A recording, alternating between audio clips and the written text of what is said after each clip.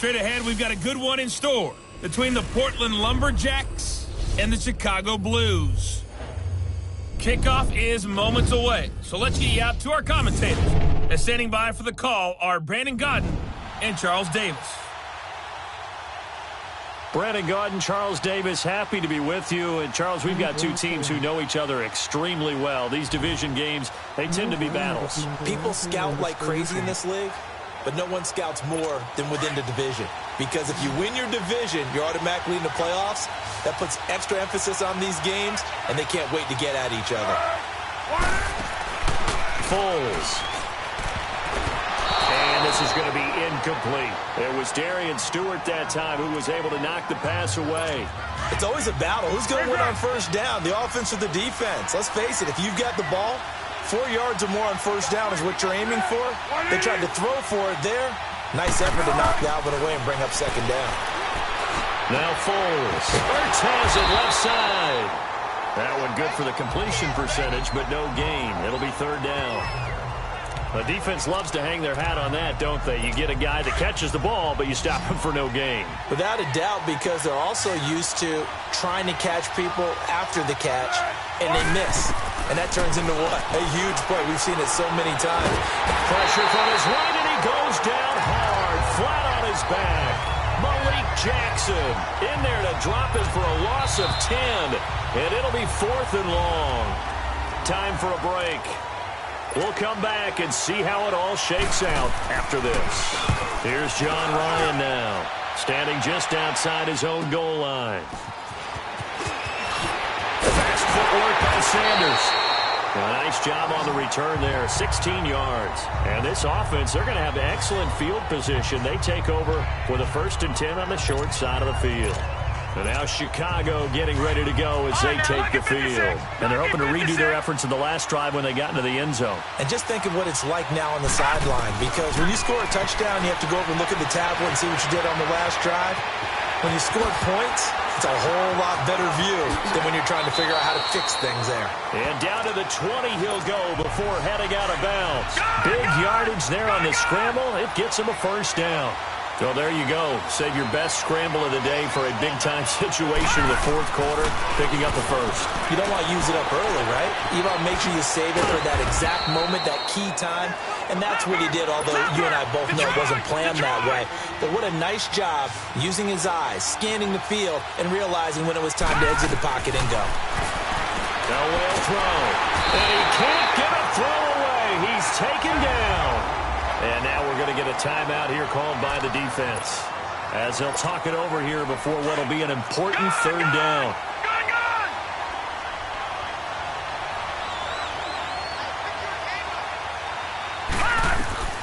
Throwing now is Elway, escaping the pressure right. He can run for it, and he will.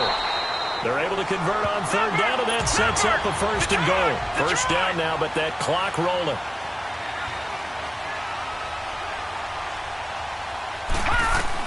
Now it's Elway. A dump off for Charles. Showed off the footwork, but still corralled shy of the 5 at the 6. Nice job defensively to hold him to 4, and now it's 2nd and goal. Well, it's tough to be a defender in today's NFL because there's so many things to account for in today's passing game, including the back sneaking out of the backfield. Not quite as bad as a Turkey Bowl where you have that center-eligible stuff, but still a lot of guys to account for. Here's Elway. He'll buy some time right. And that's going to be caught. Touchdown. And they've broken our tie here in the final minute. I don't know how many more of these my heart can take, my man. I just don't know. Another big touchdown late in the game. They look like they're in control, but still, there's a chance.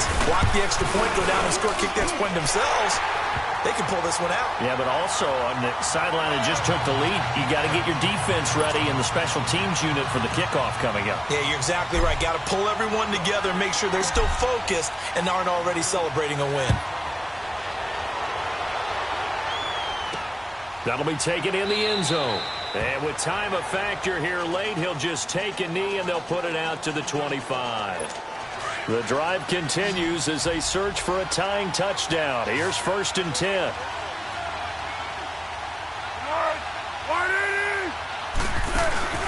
They'll look to throw. And, a crusher there as it's intercepted. Picked off by the safety, Robert Blanton. Still fighting for more. And that's a great example of ball skills right there, partner. You and I do a lot of games, and I can't tell you how many guys look to run with the football before they've intercepted it. So that's a nice job of focusing on the task at hand and coming away with the interception. Eluding the pressure right. A little 360. Then he is out of bounds right around the 10-yard line. It's a gain of 15, and that ought to just about put an end to this one. How many times have we seen this late in the fourth quarter? Because you know the pass rush is getting after him, and they get upfield, get that great push, and what do they create? Space, and he takes off. Now here's a pass on first down. It's knocked away and incomplete. Didn't have a receiver open downfield, and as it turned out, couldn't even find his outlet man because of the coverage. It's way too tight, unable to find anyone open. And he's across for the late touchdown. And in the final seconds, that one should just about put a capper on this game. And that touchdown should make you feel comfortable. But do you really feel like it's totally over yet? Not totally, but I think you're pretty much there. Yeah, you still got to make sure you stay with it, do all the right things down the stretch, especially on defense. But that touchdown there, you got to feel good about your chances. Here's Walsh now to kick this one off. That's fielded in the end zone. And no run back here. This will be a touchback, and it comes out to the 25-yard line.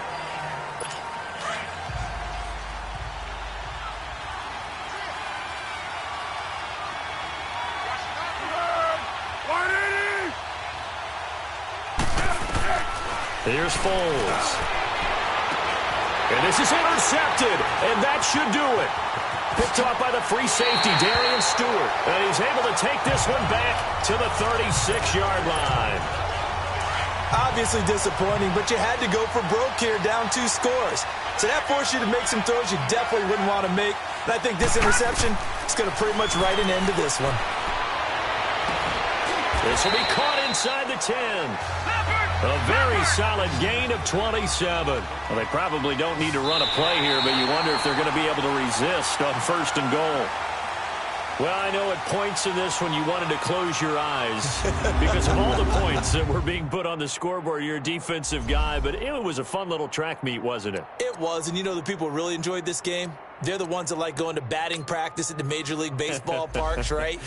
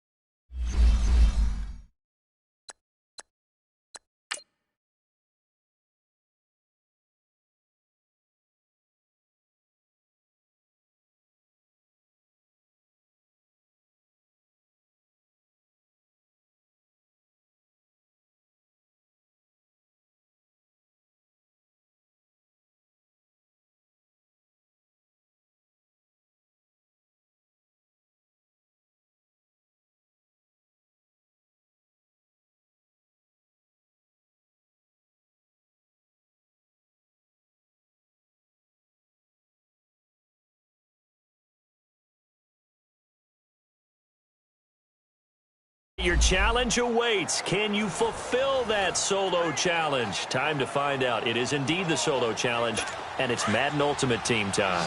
The offense. Now Prescott.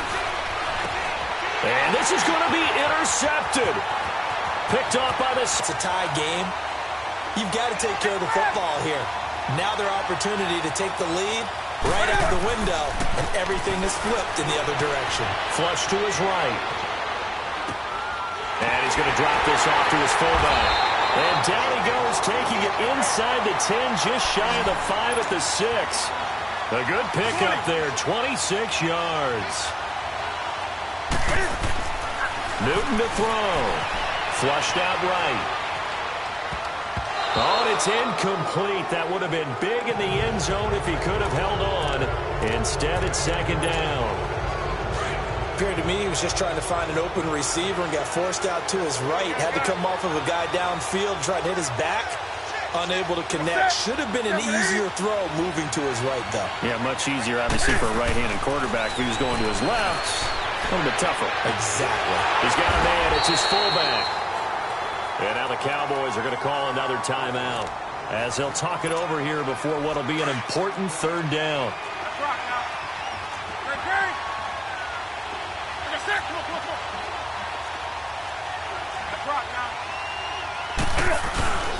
They'll try to run it with Morris. And he's into the end zone. Touchdown, Indianapolis. Alfred Morris taking it in. And the Colts have broken our tie as they take the lead. Hey, that score deserves our respect, deserves our excitement. But I'm looking at the clock, and I'm thinking there's a long way to go in this one. Ideally, they would have liked to milk a little bit more time off. Now on the other sideline, you start to get the crew together and say, this is what we practiced a 2-minute drill for, right? Yeah, you hope you've been in that situation before, and if you haven't, you just have the confidence, hey, let's go down there and get this thing done. But, boy, that's a big score right there to give them the advantage. The offense for the Cowboys now working their way back onto the field. They're down here in a one-score game, but the time, it's a factor, but it's not a huge factor right now, is it? It's really not, because this amount of time gives them a chance to run their offense, to go through play sequences. And this is what they work on every week in practice, usually on a Friday. They go over this type of a situation, late-game situation. What are we going to do when we have the opportunity? They've called these plays a bunch of times. Now's their chance to execute them. They have the opportunity now. Here's the execution. The Cowboys on third down. They're right at about the league average, 40%, 4 for 10. This is 3rd and 7. He's back to throw. And he's able to hook up with Michael Gallup. And able to rip off a big chunk of yardage before being dropped inside the 40. That one goes for 29 yards on third down. And he clocks it with just over 30 seconds left.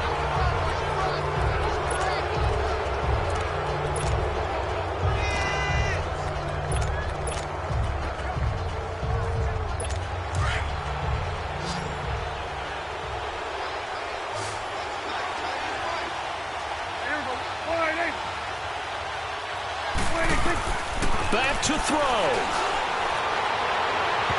And his throw's going to be incomplete.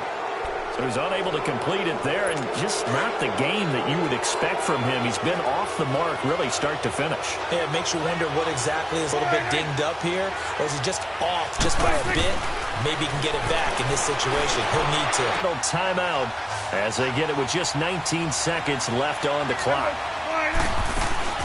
He'll look to throw. And his ball is caught. It's a touchdown. And now in the final seconds, they're a PAT away from likely getting this thing to overtime. So getting the big touchdown they needed late in the fourth. Now what do? You conservative and just tie it up? No, I think you put your practice into game situation. Go as fast as possible. You already have your play call ready to go. Go for 2 and decide it right now.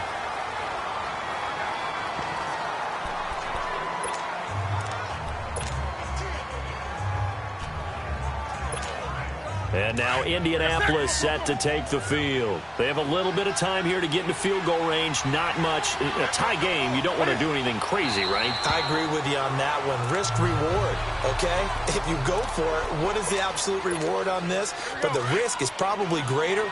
Run the clock out, get to overtime, and try and win it there. All right, we'll see if they do just that. Now it's Newton. Rolling to his right. On the run, he'll let this go deep right. That's caught at the 25. And he takes this down deep on the Cowboys side of the field. And we need overtime to decide this one after 4 quarters of play. We're all even. The extra session in a moment. This is the NFL on EA Sports.